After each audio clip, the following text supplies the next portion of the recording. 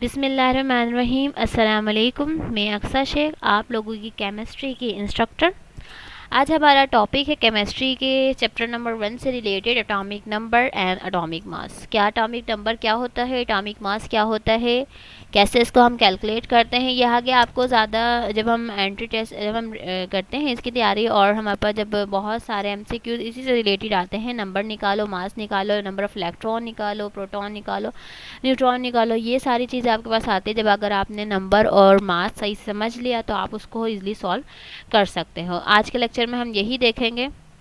Lecture start करने से पहले सबसे रिक्वेस्ट है न्यू आने वाले मेंबर से कि हमारे चैनल को, हमारा अज़म चैनल को सब्सक्राइब करें और बेल आइकन को भी क्लिक करें। और जो हमारे पास प्रेजेंट मेंबर हैं वो अगर हमारे पास यहाँ पर देखते हैं जो भी लेक्चर, तो उसको काइंडली शेयर किया करें, लाइक किया करें, आगे इसको थोड़ा सपोर्ट किया करें।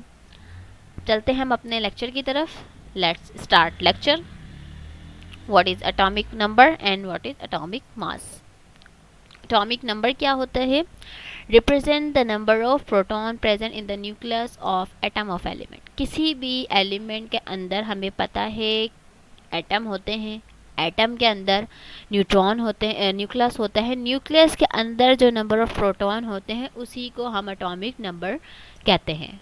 ठीक है, यानी मैंने आपको बताया था जो इलेक्ट्रॉन होते हैं वो अराउंड रिवॉल्व करते हैं, जबकि प्रोटॉन जो होते हैं और न्यूट्रॉन जो होते हैं वो न्यूक्लियस के अंदर होते हैं। ठीक है, तो जितने नंबर ऑफ प्रोटॉन को सिंपली आप एटॉमिक नंबर कह सकते हैं। एटॉमिक नंबर को कैसे रिप्रेजेंट करते हैं, क्या सिंबल होती है, हर चीज़ की एक सिंबल होती है, जैसे कार्बन की, ऑक्सीजन की, इसी तरीके से एटॉमिक नंबर की भी सिंबल है जो कि है कैपिटल Z।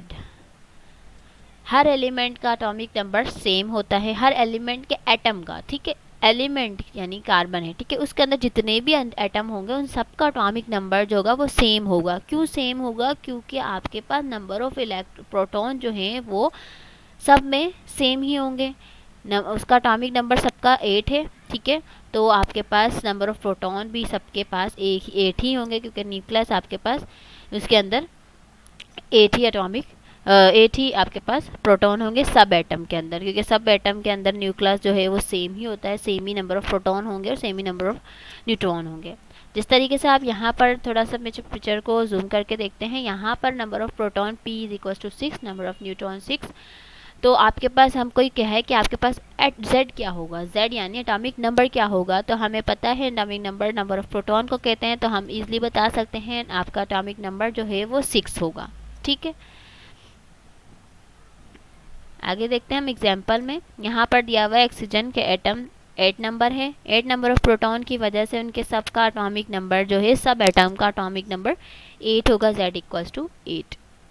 एटॉमिक मास क्या होता है? एटॉमिक मास सिंपली आपके पास number of neutron plus number of proton, यानी नंबर ऑफ प्रोटॉन और नंबर ऑफ न्यूट्रॉन का सम होता है, उसको आप एटॉमिक मास कहते हो। ठीक है, जितने एक न्यूक्लियस के अंदर प्रोटॉन है, न्यूट्रॉन है, और उन दोनों को प्लस कर दो तो आपके पास एटॉमिक मास निकल के आ जाएगा। उसकी सैम्बल क्या होती है?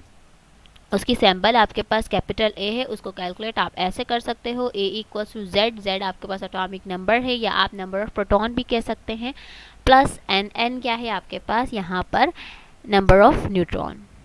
ठीक है, एग्जाम्पल यहाँ पर दिया हुआ है, जैसे कि नाइट्रोजन है, इसका 7 आपके पास प्रोटॉन है, 7 नंबर ऑफ इलेक्ट्रॉन है, तो मास क्या होगा?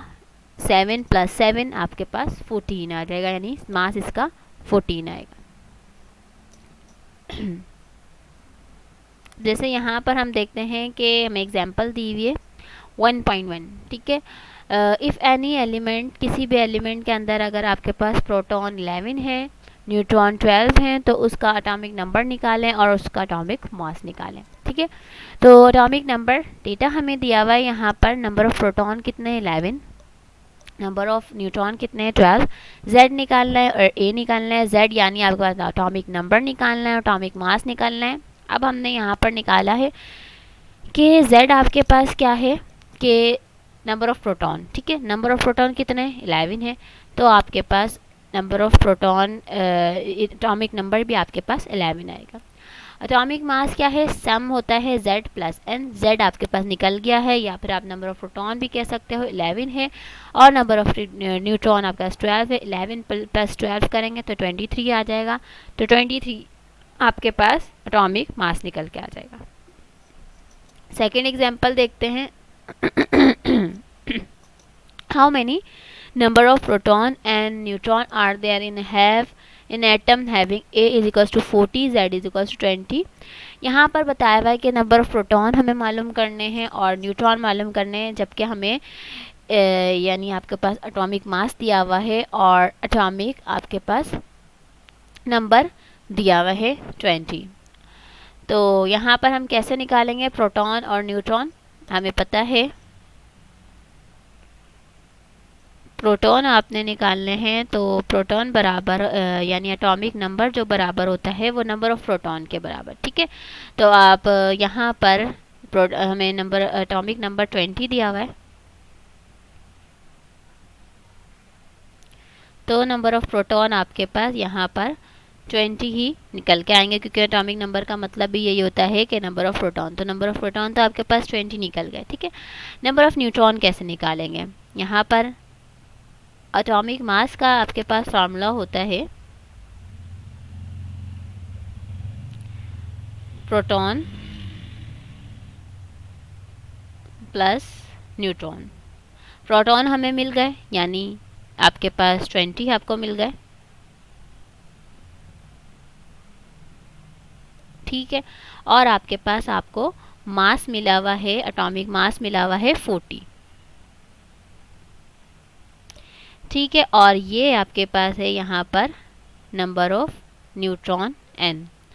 यहाँ पर आपके पास ये प्लस का है, यानी n आपके पास ये इस तरीके से अगर आप फार्मूला बनाएंगे तो आपके पास यहाँ पर बनेगा 40 माइनस 20।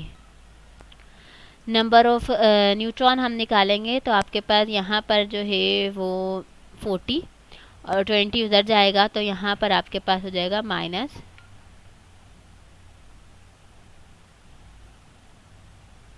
20। 40 माइनस 20 तो क्या निकल के आएगा आपके पास, नंबर ऑफ न्यूट्रॉन भी 20 निकल के आएंगे, यानी प्रोटॉन भी 20 आ गए और मास आपके पास इलेक्ट्रॉन भी जो न्यूट्रॉन है वो भी आपके पास 20 आ गए। तो इस तरीके से आप निकाल सकते हैं, फार्मूले को आगे पीछे करके भी मिल जाता है आपको। ये ज़रूरी नहीं डायरेक्टली आपको बस नंबर ऑफ प्रोटॉन दे दिए, न्यूट्रॉन दे दिए और आपने मास और नंबर निकालना है।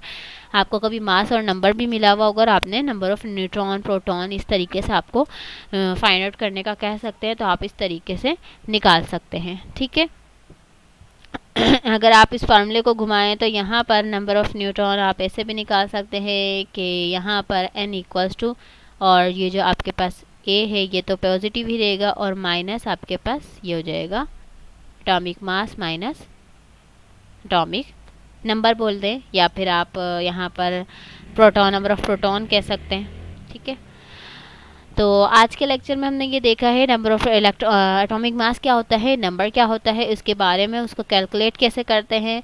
तो ये सारी चीज़ें, उसके फार्मूला, उसकी रिप्रेजेंटेशन, सैम्पलिंग, ये सारी चीज़ें हमने आज के लेक्चर में कवर किया है। आइंदा आने वाले लेक्चर में भी हम नेक्स्ट लेक्चर में इससे रिलेटेड प्रॉब्लम्स भी करेंगे, इससे रिलेटेड MCQs भी करेंगे।